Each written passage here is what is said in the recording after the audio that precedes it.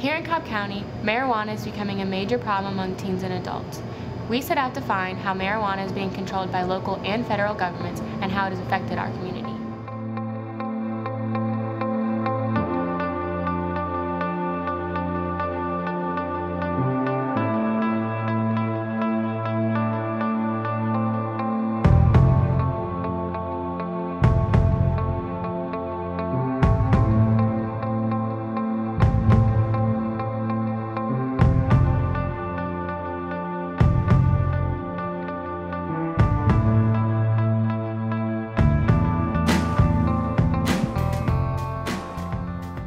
Currently here in Cobb County, marijuana is still the #1 drug that we seize as far as amount of seizure, the weight of the product, and the frequency in which we seize it. When I first began as a prosecutor some 22 years ago, the drugs we were prosecuting were marijuana and cocaine. Since that time, we've moved into the more exotic drugs, heroin, methamphetamine, crystal ice. But there's always an undercurrent that marijuana is always present. Well, the drug court, the purpose of it is maybe to break the cycle of where they get caught, get put in jail, back on the street, and there they are using drugs again, caught, back in the jail. And so we try to break the cycle of the drug abuse. Marijuana led to bigger and better things for them, so to speak, which winds up ruining lives and destroying families. Marijuana is an illegal hallucinogen that was outlawed in 1937. For many teenagers, it's easier to obtain marijuana than it is alcohol. Making marijuana legal would make it easier for anyone, teens included, to get it. And I put it on a level with, cigarettes. Cigarettes are legal for adults to get, but we see young people, 8, 9, 10, 11, 12 years old, smoking cigarettes. So I think it would make it easier for teens to get marijuana if it were legalized. I've known too many kids just get into marijuana and wreck their lives. They just get in trouble and start changing their behavior, start acting all weird, and it's just not worth it. So many benefits. I think it's probably just become a societal idea that smoking pot is horrible. I have known people who have done marijuana and they think that they're proud and they go around flaunting it, but I've seen what it actually does to them. They start slacking off in school and then everything just falls apart slowly. I believe marijuana is if used properly, can be used for medicinal purposes.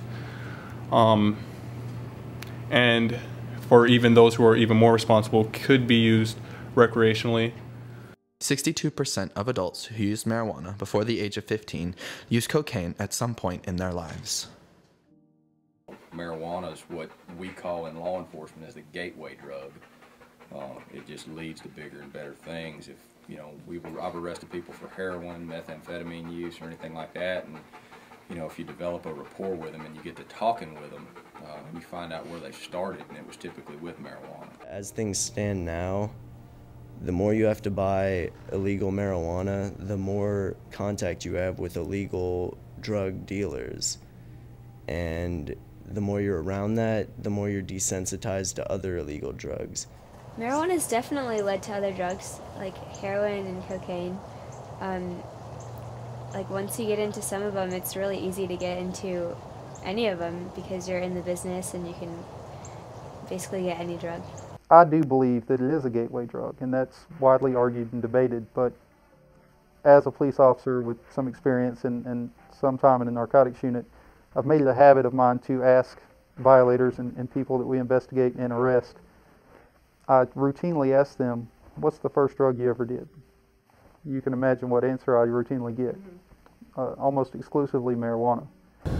Marijuana has been legalized for medicinal uses in 15 states and Washington, D.C.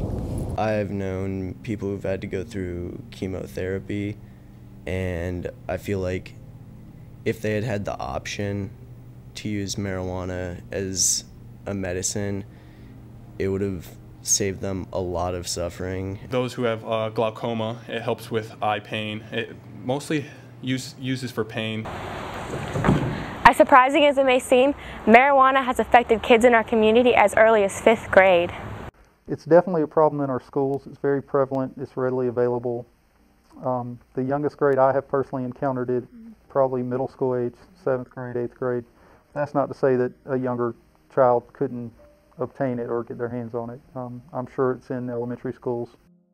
In a recent study done by Gallup, 46% of Americans said to be in favor of the legalization of marijuana. This number has grown 34% since 1970. So if government's stated goal, which I think is supposed to be the base of our discussion, is that people aren't supposed to use marijuana, with tobacco, a drug that kills 400,000 people a year, is highly addictive, unlike marijuana, government has achieved that goal to a large degree. So for that analytical reason alone, let alone as a stakeholder, someone like myself, I don't think I'm a criminal if I use marijuana in the privacy of my home. I believe that if the federal government cannot see all the usefulness of cannabis, then it won't ever become fully legal or even decriminalized. Well, let's put it in historical perspective. We had the height of the drug problems in our country in the 70s and the early 80s when we engaged as a nation to really go after the huge trafficking of cocaine particularly, but also marijuana and other drugs into the United States.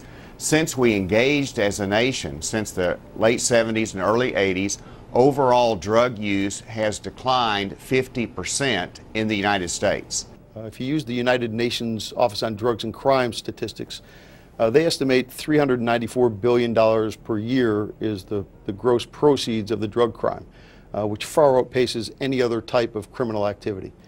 I don't believe that these indoor grow operations are capable of producing the amount of marijuana to compete, so to speak, with what's being imported at the border. There are necessary reasons to have a federal presence in the drug laws, marijuana especially, because it is imported into our country illegally. So I do believe that there's a need for the federal government to be involved. Even the larger scale grows may produce multiple pounds, but nothing compared to what's being shipped in across the borders.